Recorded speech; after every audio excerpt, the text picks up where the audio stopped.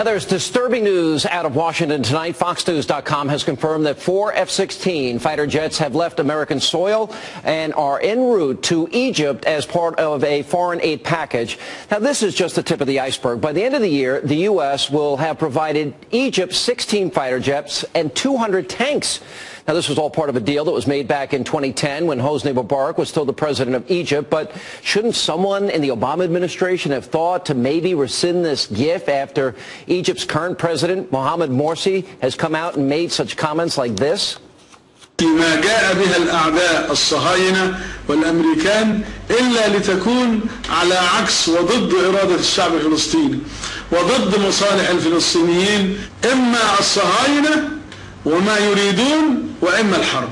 هذا ما يعرفه هؤلاء المحتلين لأرض فلسطين المعتدين على الفلسطينيين، هؤلاء مصاصي الدماء مشعلي الحروب أحفاد القردة والخنازير. مقاومة في فلسطين، مقاومة فلسطين في داخل أرض فلسطين عسكرية ضد هؤلاء الصهاينة المجرمين الذين يعتدون على أرض فلسطين وعلى الفلسطينيين.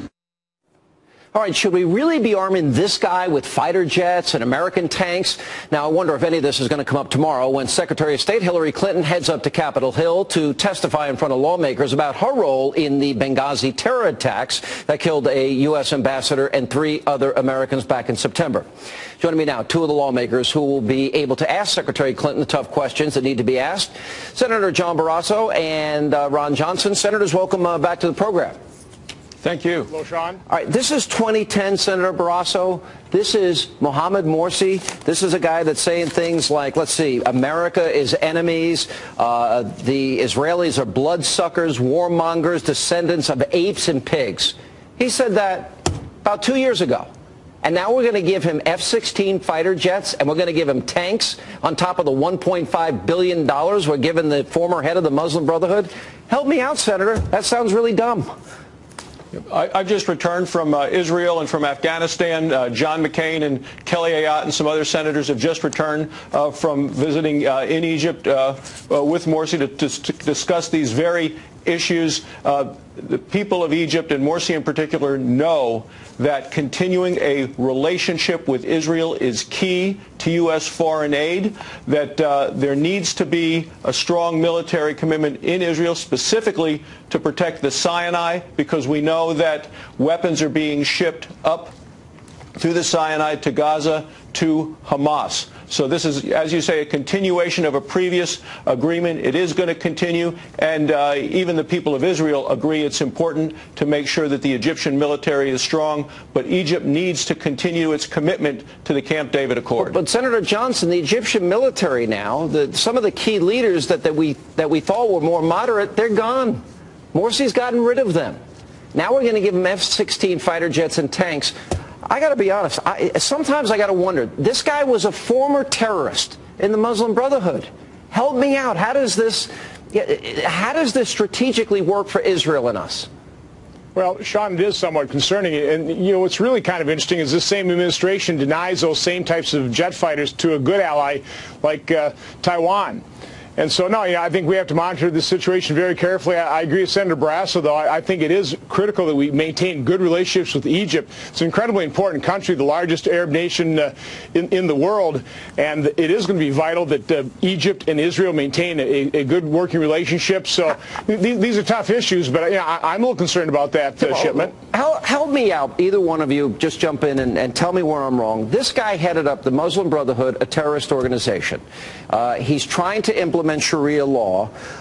We now are giving him $1.5 billion taxpayer dollars. He refers to our closest allies as apes and pigs and America as the enemy. Why do I think we're being played for suckers here? Well, Sean, the most important thing, tomorrow Hillary Clinton, Secretary of State, will be testifying. The following day, John Kerry, who's been nominated as the new Secretary of State, will be coming in to testify. And I think those questions that you raise are very important for Secretary of State designee Kerry, what we need to do with Secretary of State Clinton is specifically focus on the attacks in Benghazi, what she knew, when she knew it, what happened before, leading up to where the security was withdrawn, what happened during the attacks, what happened after, and how we are going to find justice, because there is still no justice. Well, and now she's had 4 months to prepare, Senator, and I assume that she's dotted every I and crossed every T, Senator Johnson, and you know, this was the Secretary of State that was blaming a YouTube video that we now know had zero impact on this, and we do know the ambassador requested extra security that was denied. I don't know what possible answer could she give on this. Well, it'll be interesting, and you're right, Sean. I mean, she has had time to prepare, but she has an awful lot to answer for. I mean, why were all those warnings ignored? You know, prior to the attack, you know, what was she doing during the attack, and what about afterwards? You know, who's being held to account for the purposeful misleading of Ambassador Rice, and just in terms of the State Department as well? You know, we heard that 4 people supposedly resigned or were asked to leave. None of those people left the department at all. So, no, there are an awful lot of questions she's going to have to answer, and you know, we're very grateful that she's coming up to the Hill tomorrow to answer those questions. All right, well, we'll have hopefully you guys back tomorrow. We'll get a report on those hearings, and of course we'll be covering them live right here on the Fox News Channel. Senators, thank you both for being with us. Thanks for having us.